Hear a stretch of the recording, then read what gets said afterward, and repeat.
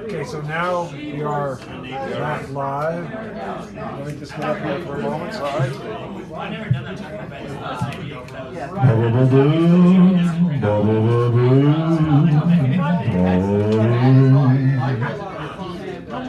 Moon over Hawaii. Let's see, what song do I really know? Dink-a-dink-a-dee, a-dink-a-doo, a-dink-a-dee, simply means dink-a-dink-a-dee, a-dink-a-doo. Dink-a-dink-a-dee. No one knows that song? Yeah, I know. With the stolen note. So, I'm going to introduce the feature right now who's standing behind me, telling me to go short. So I'm going to stand like this. Only kidding, folks. They didn't see that. There's a sleight of hand, sleight of mind, sleight of things, sleight of that. Martin Hickle is a great poet, a wonderful poet, a man of voice. He is clever. He is lovely. He is charming. He is here.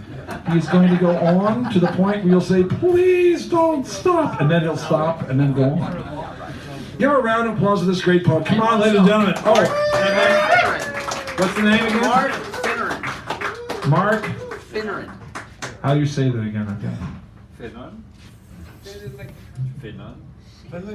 Mark Finneran, correct? I'm close enough. All right. So, ladies and gentlemen, please honor them as you would be honored. And clap for this guy. As Arthur Sheridan would go, this guy. When he was so demented, he had no idea who you were, but he recognized your face. This guy. Hit it. We did this last night at the No Name in Sausalito, and it was fabulous. But then they've never heard any of these memorized pieces, and a lot of you have, and I won't apologize. Don't. Because people tell me, I'm sorry. I'm like, well, you should change your name. What? I'm going to use it. Wow. It's not a good look. Besides, you're not.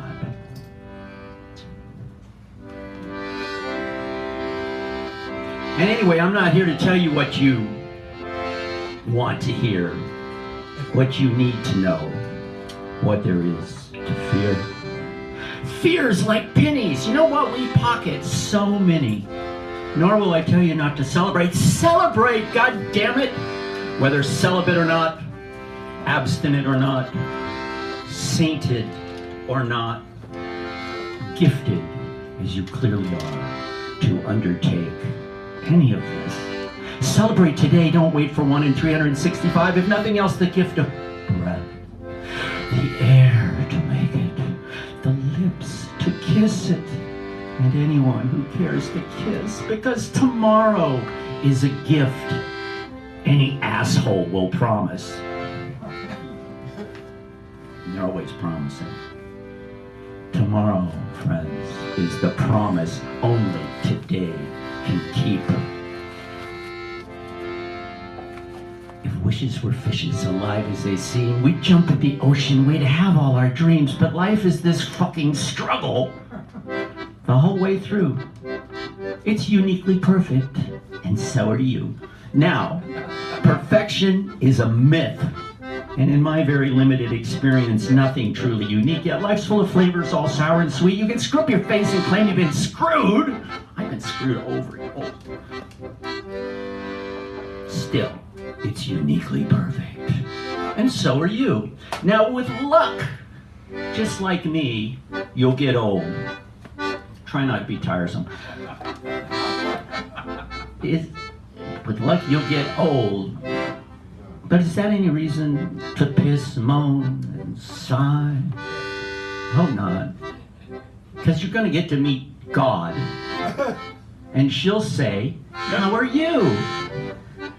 I hope you can honestly answer at that point in time and space why I'm uniquely perfect. And so are you. Don't clap. I'm going to run through all these. Despite everything, you and I are much alike. More so than not. Though as with numbers, only difference matters. Like the distance from inside your eye to the world outside, how it describes what you like. Whether you see it or not, there's always something to agree with, because we all keep score. The time of day, the day of week, the number of years, the dollars made, the enemies made, the friends lost, or recalled. Count your fingers, count your toes, add another one. Add another one, add it all up. The bottom line depends on who the hell is counting. Whatever calculation gods figure with. Born as one, we die as one.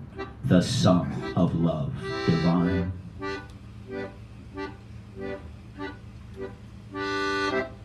You know what? If it can't be untied, it's not a knot. Same as you cannot be in bad luck. Either you're in luck or you are not. Guess what? Bad things happen when you're not in luck. Now you can be in your knots, unlucky or not, no matter what. Love tangles.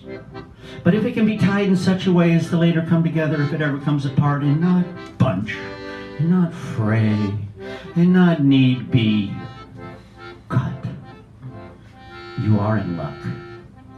It is a knot. Okay, you can clap. Thank you so much. Would you like some more like that? I mean, that's like half the thing. You know Tongo, right? You've seen Tongo? Tongo, yeah. You know, I could be Tongo. I could stand here with my eyes shut and do all those poems just without even taking a breath. So that's kind of what I'm trying to do, but it's not really working out for me, because guess what? You're not Tonga. Very perceptive. Hardly anyone is. Hardly anyone is Tongo? Hardly anyone is. He's like... We were thinking it. I was slipping into darkness. Yeah, there you go. This is called The Alchemist's Daughter. She's really quiet. There is, in fact, the dream of time, and the fact of dream, and the fact of time, and the fact that time is a measure of energy and matter. How much of one it takes to become the other. So is a dream a line the mind draws between what's real and what seems impossible? And could that line be drawn in such a way as to connect and not divide? In her dreaming eye, she saw the child which grew within, not as an infant life whose birth might well claim hers, but as an old man, older even than her father, the man whose hand would turn lead to gold. And she found herself before the great fire where her father purged the impure elements, blending what remained, absorbed by figures dancing in the rising smoke, until one turned and with the devil's own smile asked, "Is that all you want for your son? What grows within may be genius,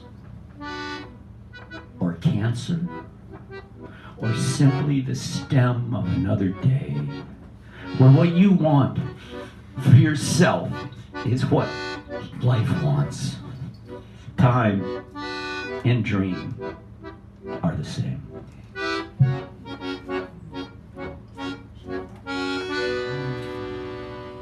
The boys yell and splash, bare feet over gravel like it wasn't there.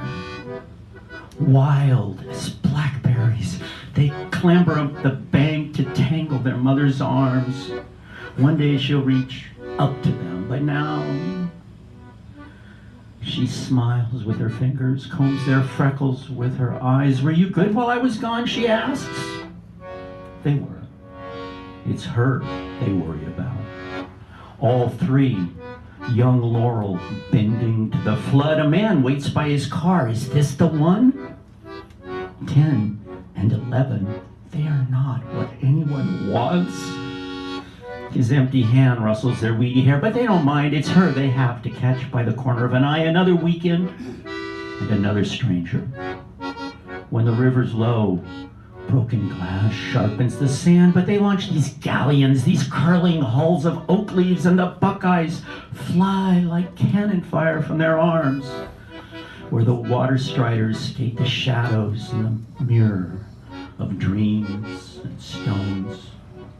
Together, they build a deep pool, rock and branch, the difference between callus and scar, one growing thick with wear, where the other waits to bleed again. They play past dinner, past dark, past the full autumn moon rushing over them like water over the dam, until boys, brothers, again at her summons, they shiver through the woods. Names she gave them, holding back the night. You know, if you open your eyes at night, shadows come out of the corners and you start to see things hidden by light. Like when that long curling snake your parents called a driveway twisted before your 5-year-old's shoes, surrounded as they were by voices whispering in the bushes, while you carried Connie's paper, your neighbor, delivered too late most afternoons that autumn for her to go get, caring as she was for her husband, Lee, once a gardener, now bedridden with multiple sclerosis. You made your way down that long tunnel. There are 2 glowing windows, their small frog house trapped against the roof of the serpent's mouth formed by the trees overhead. Connie, having said your name, ushered you back to where he lay flat, as in any hospital, beneath the first color TV you ever saw. This brilliant orange mosaic rolling inside its own broken interference, and Lee would lean out his one good arm so you could hand out the dry, folded news of the day. Friends, some people say language begins with poetry, born hard on these shouts of sorrow, cries of pain, joy. But tonight began with his 2 quiet eyes, remembering their blackness, and then the short walk home, watched twice by a leopard wrapped white in the sky behind her fur-clouded tail. Not enough? What do you think? Gotta do one more, maybe? Huh? You're too kind. Oh, you know. You have a nice. No, you're not. You're all assholes. No. Thank you for that. We appreciate it. I could do a new poem, but that would be like, well, they're blow. They blow. I've lost it. I'm totally a last century kind of guy. What did I say? That's not that long ago. Mirrored, mucked. What he just said. Who remembers Gene Ruggles? Anybody? Eugene Ruggles? Yeah. Yeah. He was the greatest poet I ever hung out with. Look him up online. Eugene Ruggles, Ruggles. Every poem, right out of the park. And he was a social justice freak. I mean, his poems have actual content. They're not just beautiful imagery. They're imagery with a point. That's not an easy thing to do. So this is for Eugene. It's called Lost to the Mountain. It's a phrase climbers use each time they go up. You know, we all see things in the distance. Lines of light and desire converge in our eyes like a summons, but not everyone hears the water. Think of a man alone in his room, the walls closing in on a 10-day notice to quit. A lifetime scattered amid rubble and ruin and empty gallon bottles. A stained and soiled sleeping bag where he lies writing these words, and I quote, "This man, who was supposed to be my father," picturing how when whipped, he threw himself in the arms of Michigan snow, so much warmer than those frozen others, beginning his climb to this crevasse. You know,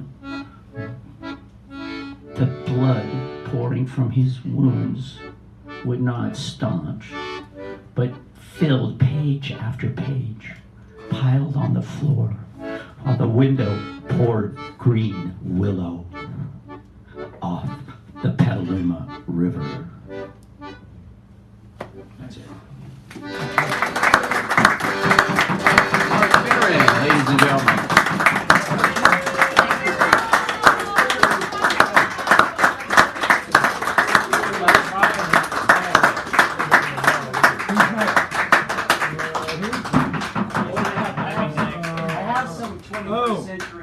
So we took a break, so it's so okay. So that this later. All right. So normal. Well, let me just get It's over not this normal, here. is it? We're starting with you, for crap's sake. It's a little dog too. No, wait, that's wrong movie. Sorry. Cinderella.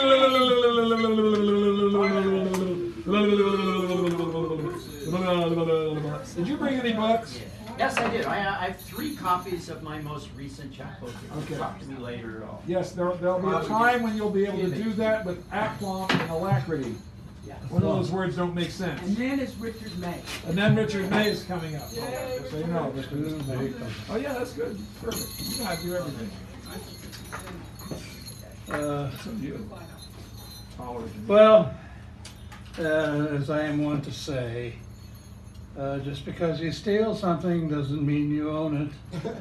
This is still Indian country, and you live on a lonely land. We never call ourselves owning land. There we go. All right. Sour flavors looks for sweetness. I look for Spanish key, find yellow roses. He looks for needle, not in haystack, but an arm hanging itself. Looks away, and trigger intrigues who no longer can.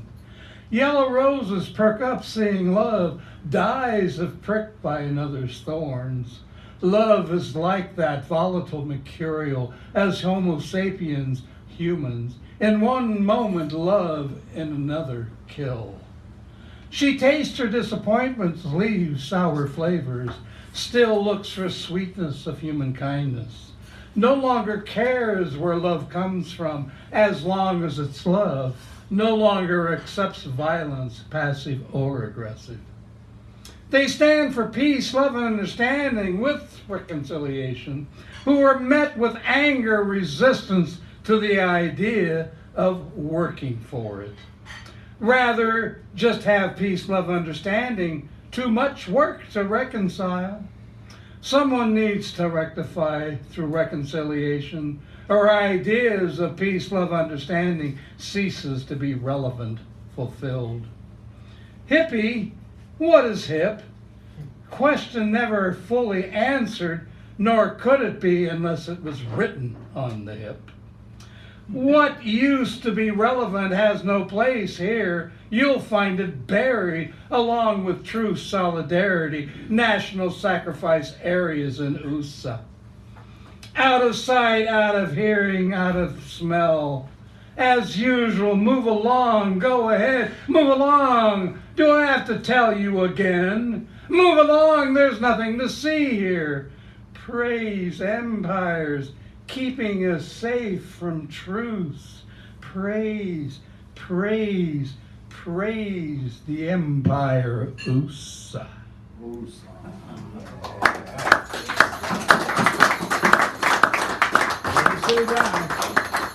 Starfires. Made of starfires, wear what reflects them. Breathe, feel, see all things made of stars, but never see them in your city's night caverns. Blackness walks by, always beautiful. It is blackness that is the backdrop. Without black, you won't see the lights of stars popping night sky alive. Listen to the jazz of space. Take note, mindful of the city soundscapes, drones, music, sounds of love making arguments, gunfire, art making, faking, poets and blowhards, feral two-legged wanderers, singles and groups, where chaos becomes the chant rumbling down streets when everyone else is in their lyres. Ancestors reside in our minds, hearts. Some hear, some do not. Maybe some will only feel them, some feel nothing. The elders have been waiting, but no one came to hear the knowledge passed down, but one. One asked why him, the elders said, because he came, you did not. Exploding stars makes gold gifting planets its blood. Gold is abundant, use unwisely, you will get the sickness of greed, poisonous of hearts, minds of human beings. If we could hear the cosmos' story, what would we understand? As children, it talks to us. We just don't understand the language.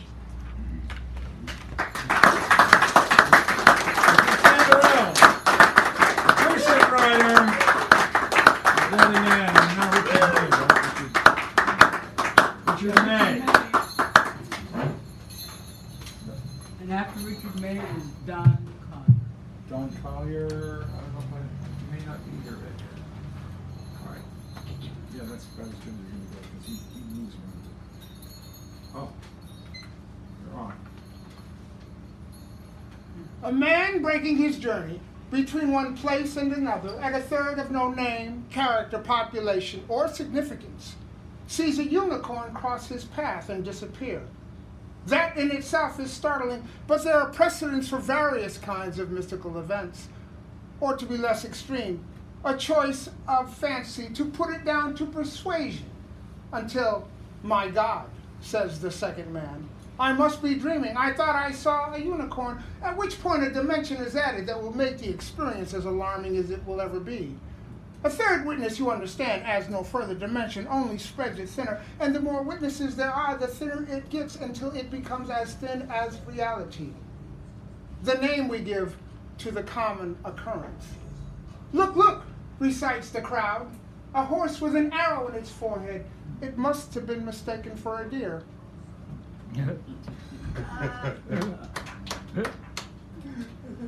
No, you don't get it at all. The fog was where I wanted to be. Halfway down the path, you can't see the house. You'd never even know it was here or any of the other places down the avenue. I didn't meet a soul. Everything looked and sounded unreal. That's what I wanted, to be alone with myself in another world where truth is untrue and life can hide from itself. Out beyond the harbor, where the road runs along the beach, I even lost the feeling of being on land. The fog and the sea seemed part of each other. It was like walking on the bottom of the sea, as if I had drowned long ago. As if I was a ghost belonging to the fog, and the fog was a ghost of the sea. It felt damn peaceful being nothing more than a ghost within a ghost.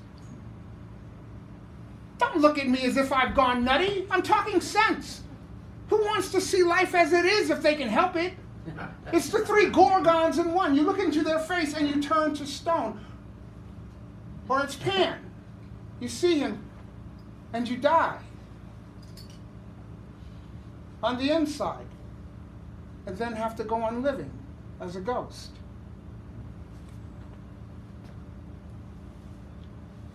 Mr. Zara, sir, you are an overexcited little man.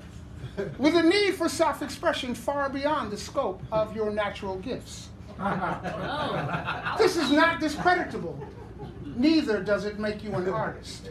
An artist is the magician put among men to gratify capriciously their urge for immortality. The temples are built and brought down around him continuously and contiguously, from Troy to the fields of Flanders. If there is any meaning in any of it, it is in what survives as art. Yes, even in the celebration of tyrants. Yes, even in the celebration of non-entities. What now of the Trojan War if it had been passed over by the artist's touch? A forgotten expedition prompted by Greek merchants looking for new markets, a minor redistribution of broken pots. But it is we who stand enriched by a tale of heroes, of a golden apple, of a wooden horse, of a face that launched 1,000 ships, and above all, of Ulysses, the wanderer, the most human, the most complete of all heroes. Husband, father, son, lover, soldier, farmer, pacifist, politician, inventor, and adventurer. It is a theme so overwhelming that I am almost afraid to treat it. Yet I, with my Dublin Odyssey, will double that immortality. Yes, by God, there's a corpse that will dance for some time yet and leave the world precisely as it finds it. And if you hope to shame it into the grave with your fashionable magic, I strongly urge you to acquire some genius and, if possible, some subtlety before the season is quite over. Top of the morning, Mr. Zahn. Good man. Good man. Delivered.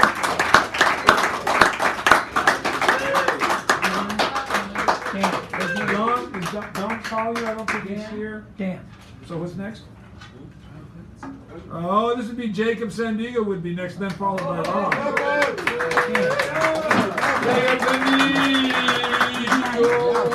Testify, Jacob, testify. Hallelujah, brothers. My book is working again. Alright, this is a poem called Unholy Missions. Good. I want to be buried in an anonymous crater inside the moon. I want to build miniature golf courses on all the stars. I want to prove that Atlantis was a summer resort for cavemen. I want to prove that Los Angeles is a practical joke played on us by superior beings on a humorous planet. I want to expose heaven as an exclusive sanitarium filled with rich psychopaths who think they can fly. I want to show that the Bible was sterilized in a Roman children's magazine. I want to prove that the sun was born when God fell asleep with a lit cigarette, tired after a hard night of judging. I want to prove once and for all that I am not crazy. And that was by Bob Kaufman. Yeah. He's got a new book out, so you like, you should check it out. And this is a poem for him, for Bob Kaufman, called Cyrillus Soup at Vesuvio. Whitman's eyeshadow. Blankets for the salesgirls. Brilliant coffee is not for Neanderthals, belched Balzac. Bones of the Bay, in other words, suicide out at sea. Money is an umbrella, and I am a lost pimp rider, evading editorial hounds like plagues of writer's block. Spring cleaning of soul, dust my mentality and call me rock and roll. In other words, blue notes and jazz filters. Vices condemn the head bone. These purple caps belong to old wives. And speaking of tango, the absurdity of Boulder. Two poets, one 7 foot and climbing, the other 5 foot something, wade through Anglo seas, both with black beards and black froze. The locals wipe their eyeballs and point them at the poets like revolvers, as if they've never seen a poet with a sweater under his peacoat and a minivan for a shoe size. No one moves except the duo, fragmented faces, until a street performer on a uni as high as a telephone pole juggles knives and swallows kerosene in the center of town. People gather to watch this jester. Here we are now. Entertain us. One poet turns to the other. Only in Boulder could you get away with this and not fear the police. The other poet nods. There's a poem in all of this.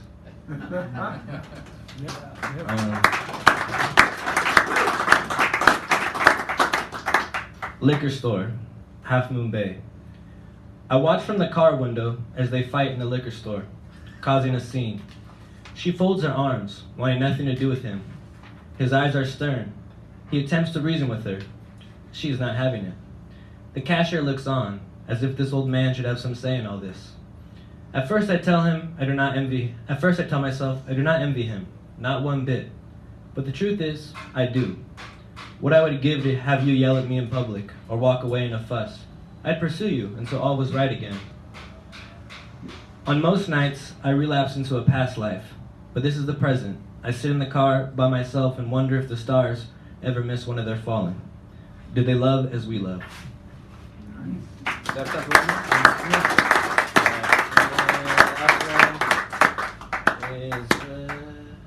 Paris, ruptured spleen. Homicidal bank windows are given red tattoos, engraved on walls, the people's critiques. Where has Paris gone? Eiffel Tower, guarded by herds of police. We skip the view and walk the rue until we find wine and hashish. Cafe under waning moon, 3 rounds of absinthe with London ladies, the luxury of the tourist. Politics do not pollute our party. Parisians call for revolution while we call for drink and live out every French novel in a single night. Flaubert would surely spit in my drink and Baudelaire would rip out my spleen. Henri, I thought you were a French boy. We are far more than baguettes and funny hats. Thank you.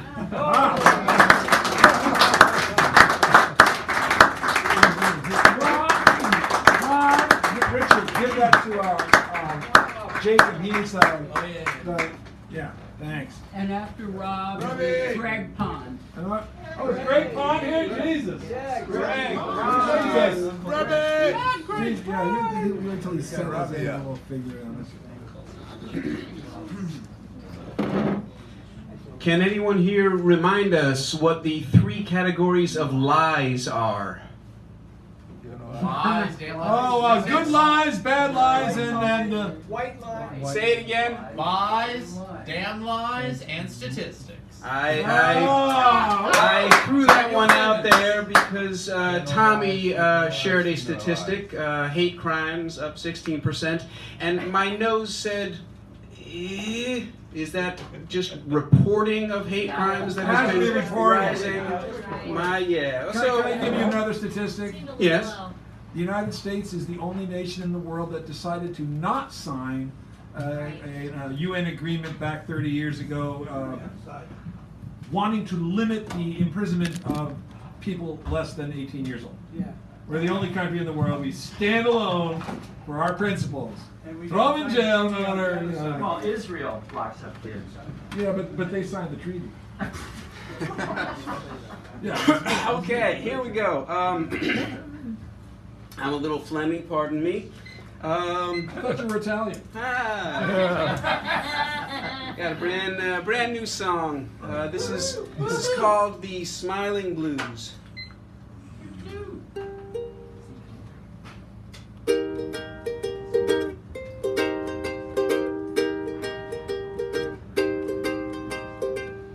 Daddy choked me in the crib, so I pissed in his eye. Mama grabbed me up. Bye-bye, Daddy, bye-bye. Walked past my grave, gave a wave, and I'm still smiling. Mama tried but couldn't feed us. She sold me to Father Cletus. A naked priest on my back, sacrificial knife, a heart attack. Walked past my grave, gave a wave, and I'm still smiling. At 15 I found my one and only. Nevermore would we be lonely. Her mom made me a poison pie. My love ate first, true love, bye-bye. Walked past my grave, gave a wave, and I'm still smiling.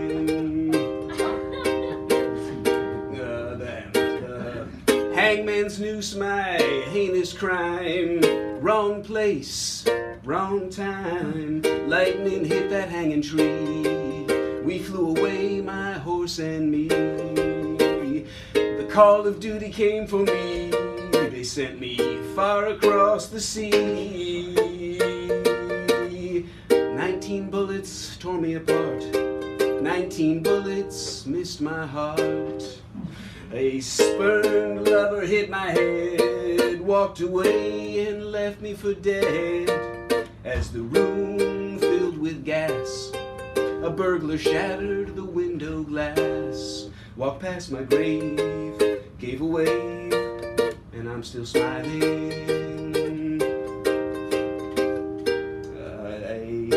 A jealous lover filled with rage killed a man with my looks and age. I strolled away and wandered on.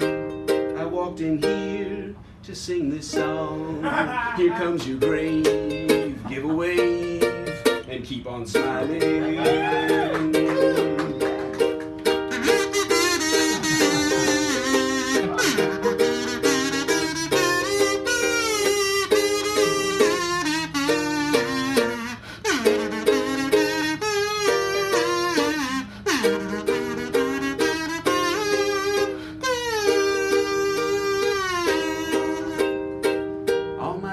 I've wandered on, I'll keep going till I'm gone.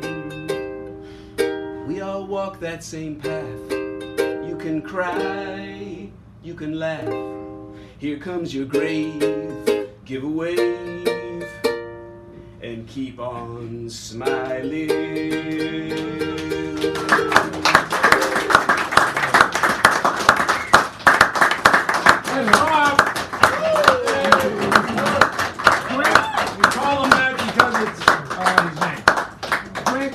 Greg Pond, then Bill Mercer if he's willing. Yeah, Sharon Scratches! It's Greg New!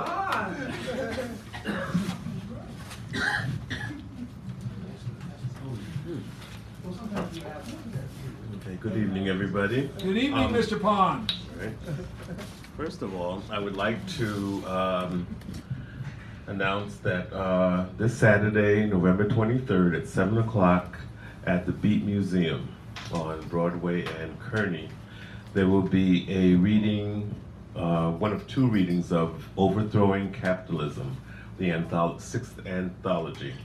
That's the latest one? This is the latest one by the Revolutionary Poets Brigade, and I will be reading along with John Pearl and Jesus, Rafael Jesus Gonzalez, Nellie Wong, and Kim Shuck, Neely Tchaikovsky, and other people. So this Saturday, 7 o'clock at Beat Museum. I'm going to read the poem, for those of you who will not make it, that is included in the anthology. And this is entitled At the Border, number 4, and it's the 4th in a series of poems I wrote about the border.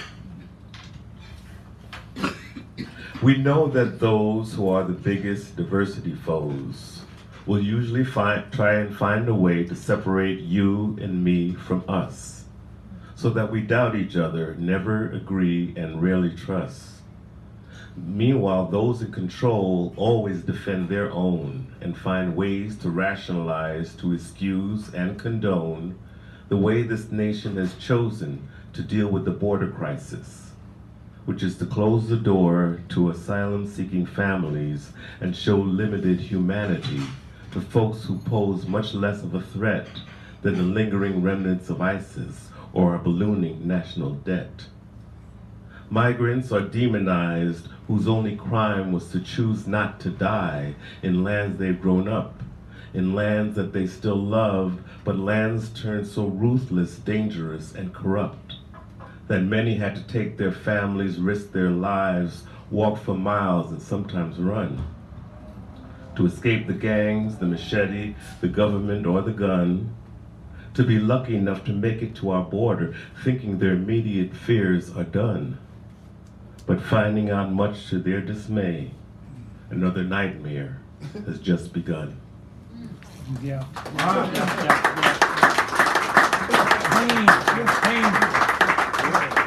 Another one? Yeah. Yeah. Yeah. Okay. Is it kind of And short? this one is totally different mood, and you'll remember this one. This is the title, Storage Unit Blues. Storage Unit Blues. I've got the storage unit blues. I'm paying rent for a room that I can't live in, filled with stuff I no longer need and will probably never use. I've had this storage unit since who knows when, and it's filled to the brim with books, clothes, stacks of pictures, papers, rows of knicks and knacks, card tables, tchotchkes, and a bunch of crap that no matter how much I pray, hope, or wish some of it would shrink, it would still never fit because this rented closet is as big as my whole apartment. Now, I know most of this stuff eventually has to go, though instead of collecting less, I keep on hoarding more and more. So much I should take inventory, so much I could open a store. I guess I feel a need to lean on memories, to cling to time-tested trinkets, sentiments, and long-held beliefs that, though may no longer be relevant, are so hard for me to release, as if deciding to let them go would be like letting go of too much of me. My only hope is that my storage expansion will somehow miraculously slow while my living space magically grows another wing, big enough to fit all the things this unit can no longer hold. So, I've got the storage unit blues.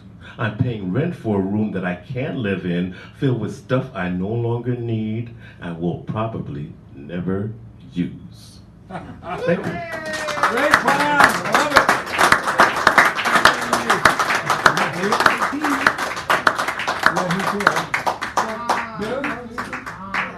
Okay, Bill's actually going to do another round of applause. A rare treat for us this evening. I said this morning. A treat for us this morning. Thank you very much. A couple of real short ones.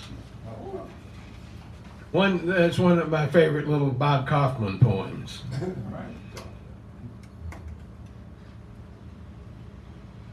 I see the little Zen scouts walking with their Zen mother. I nod my head and it falls off.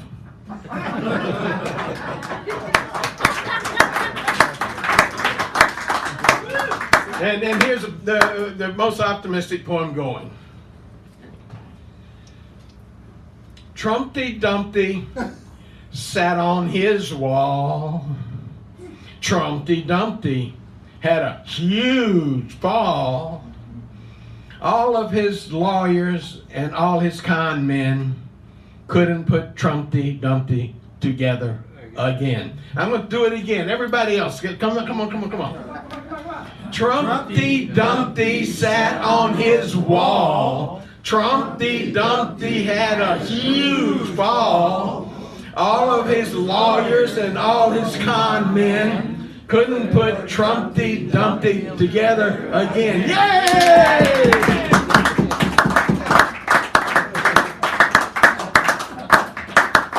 I thought he was going to say couldn't keep Trumpy out of state pen.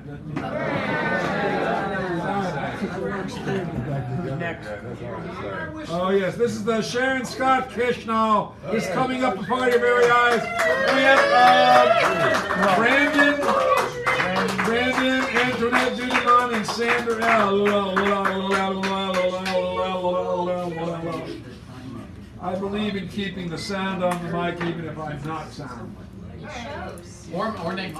Oh, you want me to roll that down for you? I could, you know. I could come up there and help you out. Like this. And like this. Like that. Perfect. There you go. Just go right there. Okay. All right. In Mississippi, there's a town called Freedom. In Washington, D.C., there's a department called Justice. Every man has a place in this world, but no man has the right to designate that place. Pearl Bailey.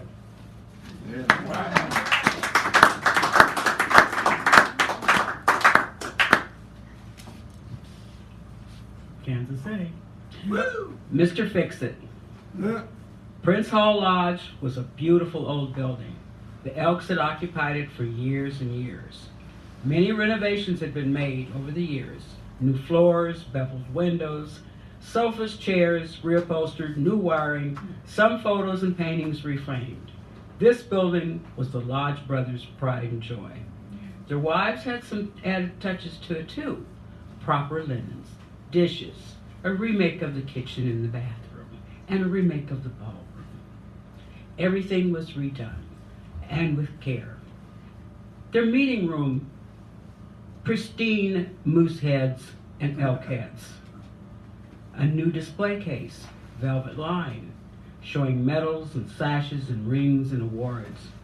Visitors from far, many cities away, were impressed, and any event that was given there was photographed with an accompanying article placed in the Kansas City Call. These articles were carefully clipped and placed in scrapbooks. Photos of stern-faced, old, proud brothers wearing all of their lodge regalia. Women and had their photos too. Crisp uniforms and gloves, sashes and crowns, evening dresses for the more formal events. A few photos of children, but not many, since the children were more interested in the food at these events. Obituaries, big place in the lodge. They had a special book. This book was a special duty, usually of some older woman, who would take very good care of it, clipping, pasting, with small strips of ribbon and brown bottles of Elmer glue, glass bottles with a big pink rubber tip. Razor-sharp blades, black construction paper, silver and gold stars, and foil to trim. Daisy French was the overseer of this project. She'd done it for over 20 years. Now in this, the children were very interested, but it was because it involved glue, construction paper, and scissors. But Ernest Towns and Leroy Grimes were banned from this project. One Saturday, they decided they would stop in and help. So they got the clippings from a drawer, scissors and glue, and went to work. If some glue is good, then more is better. When they finished, the entire book was glued together. Spring comes, and repairs need to be done. Wallpaper, floors waxed. Place needs to be fixed up. Spiff it up. Roof has a few small leaks. Gotta fix those up too. Dances and cotillions are coming. It's spring. Invitations. All things are scheduled. Even a couple of weddings, anniversary parties. And this puts the men to work. Supplies are ordered and everyone has a task. The budget is set and the dates are set. Everything for the project is ready. Amelia Dodson is in charge of picking out the paint colors and the furniture. It has to be dry cleaned. Need new wallpaper. This furniture has to be spiffed up. I want the carpets clean. Dishes replaced. Gerald Goodman, the bartender, who's also the bartender at the Mubach Hotel, inventories the bar supplies, makes a big list. Seems there's a lot of shot glasses missing. So, and we need them because they have our special emblem on them. So, here we go.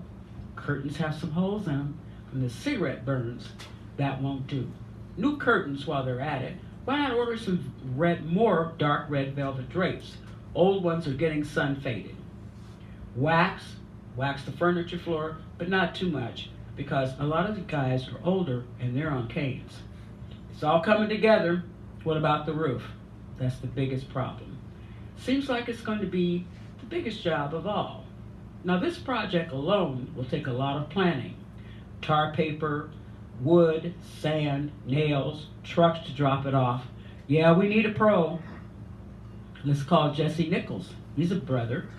He works for a roofing company. He can order supplies and get a good deal. He works in the office and he's the bookkeeper. So he signs up for the job. Keep the cost down, and he will have his nephews, 2 strong junior high school boys, help. Can't be that hard. Every man in place, and everybody's watching. The roofing ritual is about to begin. All the men, sidewalk superintendents, are on the curb watching. And Saturday morning is busy as supplies are rolling up and people are putting them where they belong. They line on the sidewalk. great. Men love it because they're moving away from the household for the Saturday chores. Jesse has his nephews, Lawrence, age 13, and Walter, age 12, show up, 7 a.m. prompt. Men put up ladders, and there they go. Gotta tear off the old parts of the roof, I guess. So up come the crowbars. Careful where you throw that mess. Some pieces are pretty big. Hey, Walter, throw that over here, says Mr. Trumbull. Kids get a pretty good arm. In fact, a really good arm. Mr. Trumbull waving him through, and he throws it right at him. Hits the old man right in the face. Down he goes on his cane. Well, Walter, right in the middle of this, he heads over to the roof, the edge of the roof. Stop, stop. The old man's out cold. Mrs. Fisher, their nurse from across the street, runs over, and he's still seeing stars. Jesse and Lawrence walk over to the edge again, and Lawrence trips backwards into a hole on the roof. He falls, and this is not going as planned, and he's slipping through the roof into the main hall. Now there's glass breaking, and their big chandelier is hanging by a thread, and he's coming through the ceiling. Stop it! Stop it! Let's take a break. Into the hall, open up the bar. This calls for a drink. Women come over, sweep up the mess, and they make the ham salad sandwiches, potato salad, iced tea, lemonade, and the guys go in the back and have plenty of drinks. And while they're standing there, smoking their cigars, they all hear plop, plop, plop. It's starting to rain.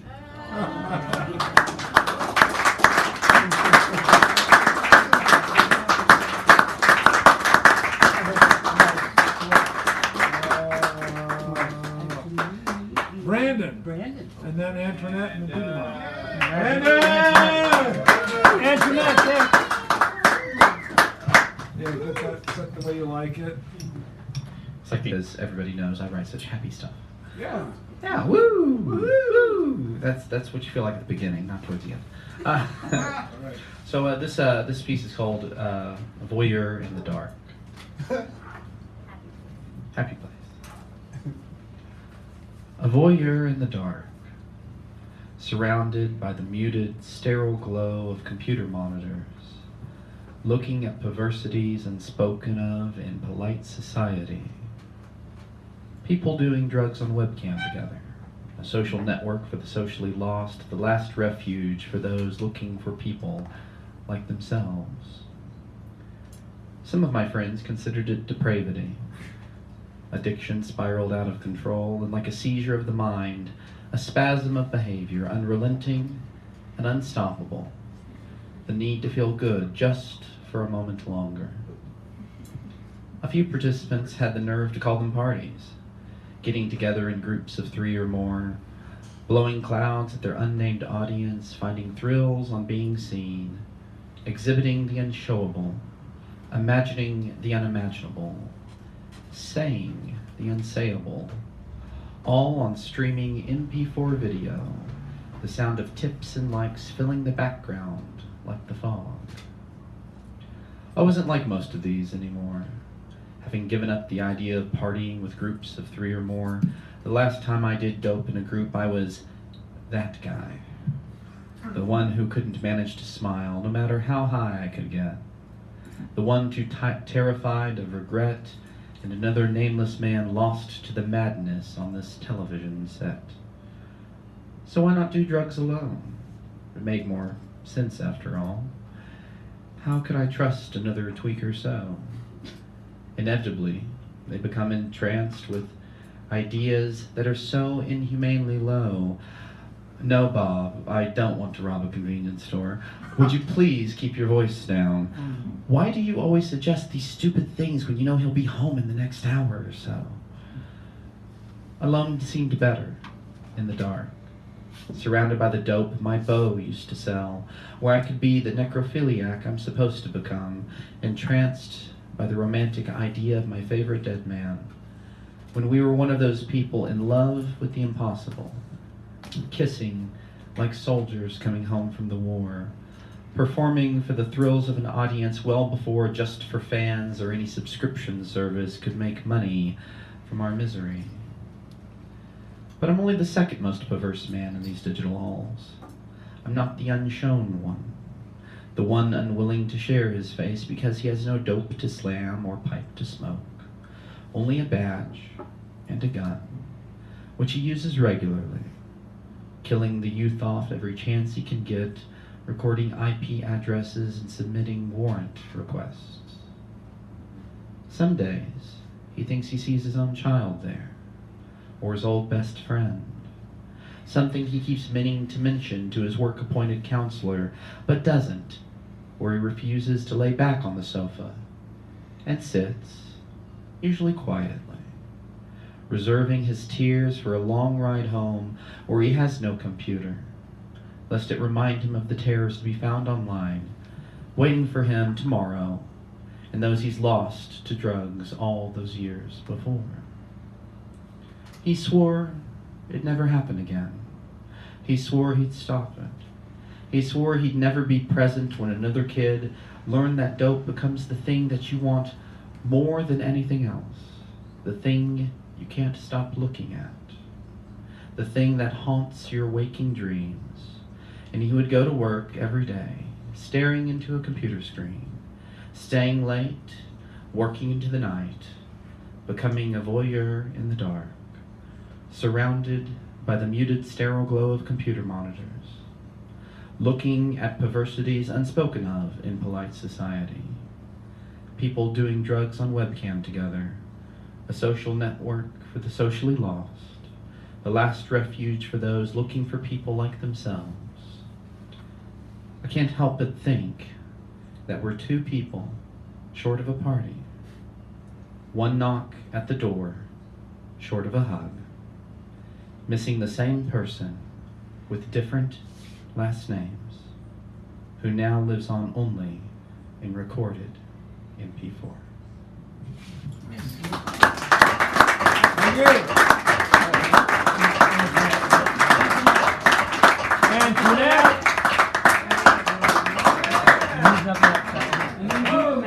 Do them on after Do them on. that, and then the Sanderell closing us out. Hey guys. Hey guys.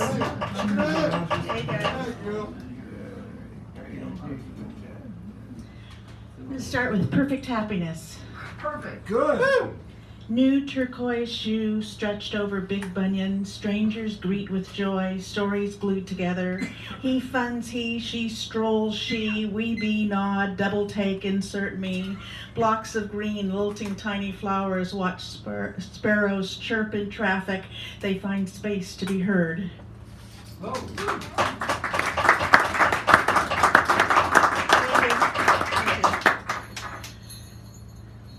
I give it all up to grow old with you. Riches fade away anyway. Remembering words we said before they left, invited into dreams to stay a while for the joy of being together. Once again, not the same. Give it up to grow. Everything crumbles except threads of connectivity.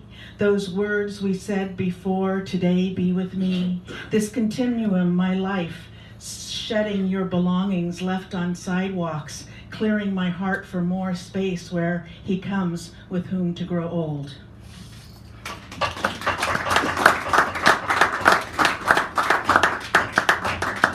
Thank you. School today, another school shooting today. One person died, everyone else horrified, victimized, play act shocked. Weapons still happen, one life taken softens backlash to zero rage. Acceptance equals support.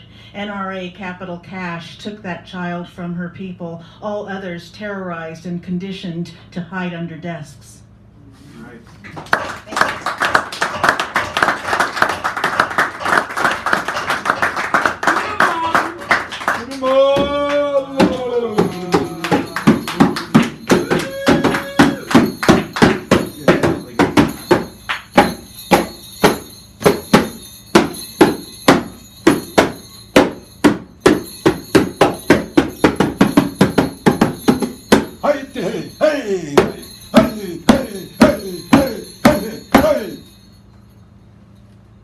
Tommy!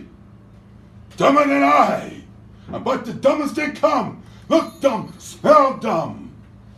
Shut your dumb ass up, because you don't know what you're saying, because you're just that dumb, you see. I thought I was smart, but they said, look at that dummy in the window over yonder.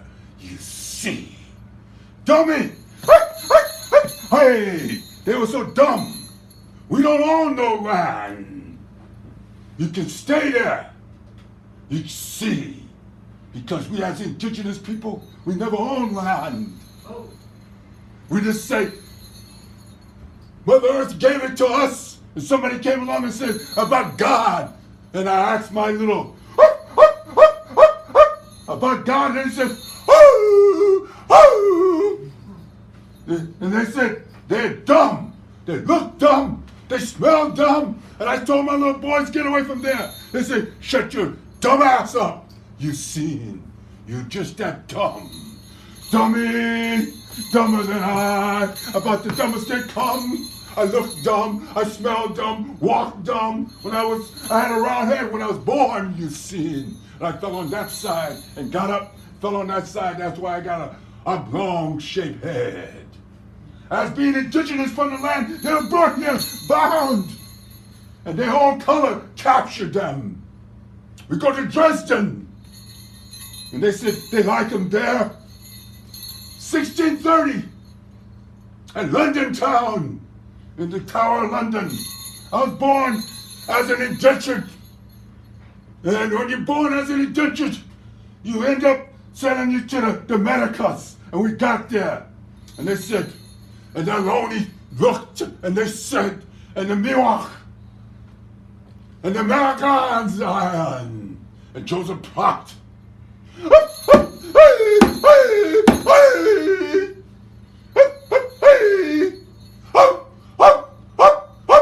Come, let's close this gate and have a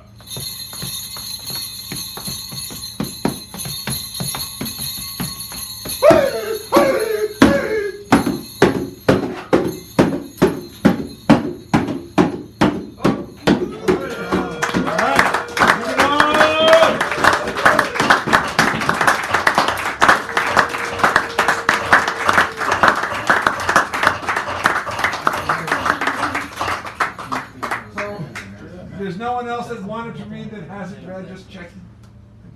Okay. Sandra! Cursive writer! And her own card!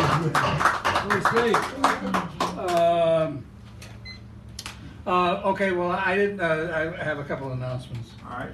I don't have a Joy poem, but I want to say Joy Harjo is going to be in town on December 10th at the Jewish Community Center at 3200 California Street. Tickets are $15-30.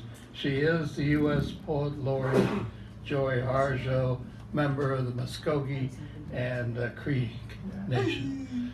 She's, I think, the 23rd Poet Laureate. We finally have an indigenous person up there. Yeah. So, and she's a great poet, so don't forget that. And also, I want to make note, when they were talking about treaties earlier, I don't think the United States has signed the genocide treaties. Anybody ever heard that we ever did? I don't think we did. I would be surprised. And just for your info, by the year 2050, we'll have about 2 billion refugees in Exodus. Just so you know. All right. Who are the deficient ones? Our mentality, morality, deficient, resident rump and minions make their money building a wall, saving USA from the red, brown people while fleecing us. Meanwhile, Virginia Island actually needs a wall built. From rising waters, sinking lands from depleted groundwater.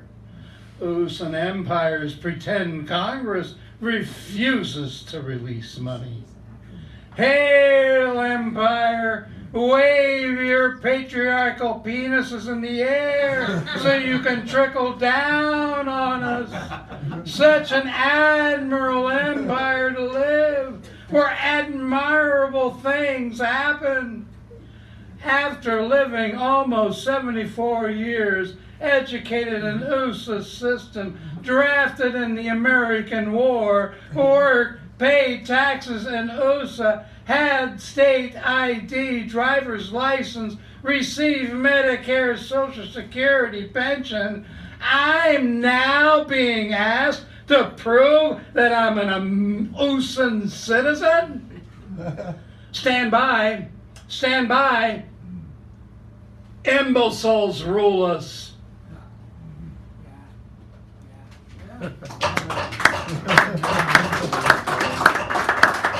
Finally, in grade school. Are most of you grade school bullies real, virtual? Schoolyard bullies found new places to bully over network, internet, Twitter.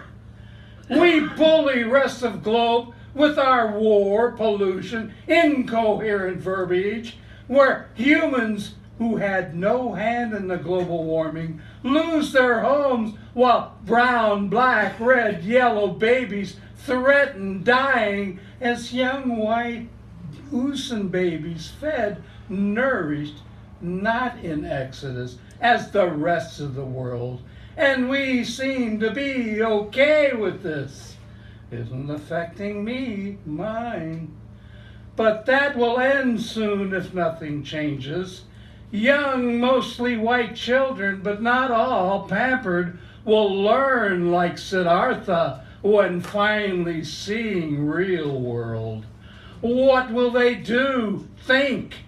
Judging from the past, not much, since we're conditioned to go shopping, the real drug. If they do, leaders will ignore them as always.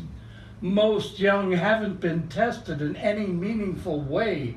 Tested in shopping, supporting corporations like Facebook, Amazon, featuring Whole Foods as they text each other about fashion, trivia falls from mouths. Again, not all. I do know some young who learn looking from past to being here now for the struggle. Mother was fertile when life came to her. She embraced, suckled life, something she's been doing ever since. After we're gone or seriously threatened with annihilation, Mother will regain her fertile ways. Mother turns away, looking forward behind, feeling her skin change from Homo sapiens meddling, sucking her dry where her skin begins caving in, destroying mountains, turning them into inverted mountains on her for her wealth, releasing gases that makes us and her sick. But still you do not hear, you don't realize Mother's about to re-terraform herself, getting her house back in order. You don't hear the cries, wailings, lamentations. You're too busy enjoying your entitled lives. That time is ending.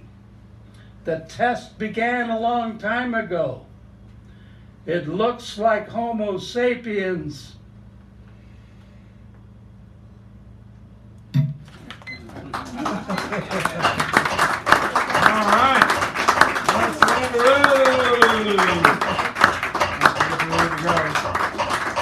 So, as you know, when you signed in, you put your name next to your number. Garrett. Huh? Garrett Murphy. Garrett? We didn't have you? I thought you were on there. Come on up, Garrett. Garrett! We didn't write him. G-Money. No, he's here, but we didn't write him down on this. Right. Okay. Sorry about that. We didn't. I thought someone wrote you down. They thought I wrote you down. Come a round of applause, please. Erroneous errors. Thank you.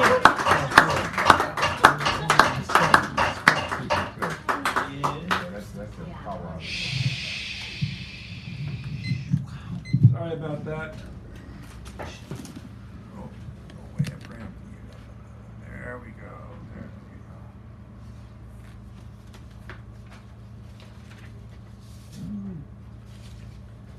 Hey, tough on tough. Well, it's tough. That's just tough, tough, tough. Folks just love the word tough. Tough here, tough there, tough everywhere. Tough cops, tough love, tough teachers, tough standards, tough talk, tough this, tough that. Too tough. Too much tough, tough, tough. Everyone loves toughness, it seems, and no wonder. Tough as tyrant, is terrorist, is torture, is traumatized. Tyrannosaurus rex to tyrant lizard, terrorize and tortured other dinosaurs. Tyrants terrorize the people or their victims and expect everyone to love them for it. Tough talk, intimidation, and bullying of others. Tough standards, tyrannizing students, children, employees, subordinates. Tough cops, taunt and torture and traumatize those not like them, the colors, the creeds, religions, sexual orientations, and more. And all expect the recipients to say thank you, and when the recipients do not say thank you and they do not love their oppressors, their masters, their superiors, their bosses, and disgruntled employees strike out, suppressed students, vandal graffiti drop out, folks don't unpick your substance, crime, poverty, deprivation, meanness, cynicism, fatalism, that terrorize, lash out, and uprise with disrespect, bless hatred for authority, but of course, rather than check their own culpable methods of the exalted taskmaster, our tough guys, tough bosses call for tougher regulations, tougher laws, tougher judges, tougher penalties, tougher scrutiny.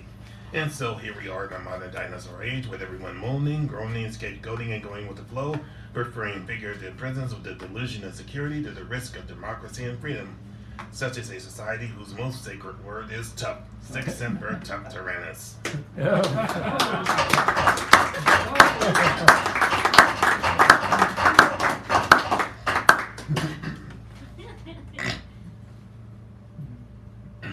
Oz Leaks Wiki.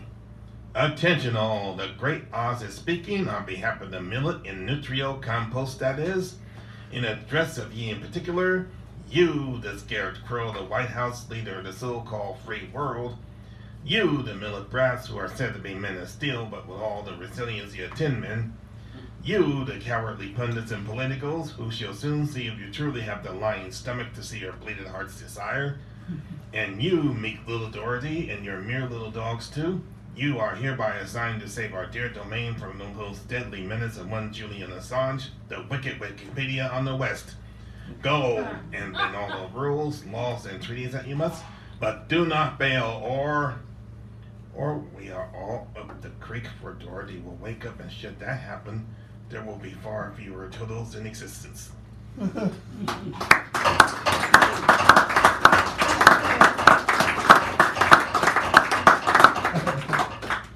Chump cleans house, or so he pretends. It's been a bad time for the chump it's been. Mexico refuses to pay for his wall. The blacks continue to protest their targeting by all. The seeds of impeachment are rapidly sprouting fruit. His rants against birthright citizenship are no more than hot air. He drags and complains that he needs entertaining. Then an idea comes to him through his fictional mind. Just withdraw support from a longtime ally. And he can watch Turkey engage in what he wishes to do. A variety of old-fashioned cleansing, like visual music to the chump and his pals. Substitutes occurs for the black, the Latino, the disabled, the gay, the Jew, the Muslim, the Arab, the Asian, the Buddhist, the transgender, the Indian, and so forth. The chump can indulge to his heart's pretense, while the putrid stench of that very idea is far stronger than that of dirt or dung.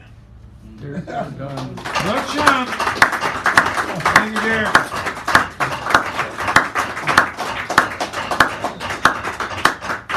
All right. I tried to check that, but I don't know, didn't get one. So your name is a number is next to your name, and these cards, as you'll know, have numbers on them. I have been shuffling them on cover, like I shuffle my talk off. He's going to cut these a couple of times, and then I will withdraw those. Now, as far as the door prizes, I'm very sparse this evening. American archaeology and via the heart of wine country, in case you've never been there. There's an old joke that a friend of mine used to say all the time to the point where it was annoying. He would say, "Hey, I'm going to the wine country," and I'd say, "You mean Napa?" And he'd say, "No, 6th Street." All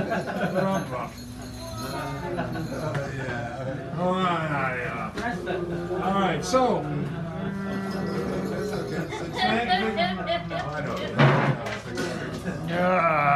Okay, so who is number 24 by the reckoning of the clock? Brandon. Oh, Brandon. So you are the. Give me some 6th Street wine country. You want the wine country? Yeah, no, hold on. What we got? Well, just so things. No, video. Choose the theme. How about that? We'll do Choose the the theme. thing. What do you like? Let's try the words I don't want to say. And, okay, the words I don't want to say. Woo! Yeah. Words I don't want to say. All right. Thank you, Brandon. And then who do we have as number 13? Yeah, I know, right? Tangerelle. Last word. Here. Oh, we have another bookend. We have Towards the Light, Martin Hickles. So we got a third. Thank you, Martin. Okay, we have, wait a minute, we have the last word. The theme. Okay. Number 5. Owen. The words I don't. We don't know. Oh, the theme is the words I don't want to say. So you know. Owen, you have picked The more you hold to, There's also this. material. Nichols' poem. I'll take this. There you go. Martin Nichols, you just got to sign it. Number 20. Ooh, that'd be it. That's. I like it when people interpret Rob. Rob. Minnie. Minnie? You got it. Minnie, okay. Rob is the Minnie. Thank you, dear Rob. Number 2. I don't think we have a 2. We don't have a 2. How about do we have 17? Alan Harris. Alan Harris. All right, I think he left. I think he left. Yeah, he had to go. So, 16. Dummy. It's a song that we're working on. Richard May. Richard May. Richard May. Richard. Yeah. He's here. Jesus. So I guess since the mini's been taken, Hey, you. Yeah. Well, the keynote speak, read something by somebody else, and then you come back in the open and do it. So yes, you do get. okay, all right. So then you start the show, and then you come back in the open. All right. Okay. Richard May, keynote. All right, and then 25. I don't appreciate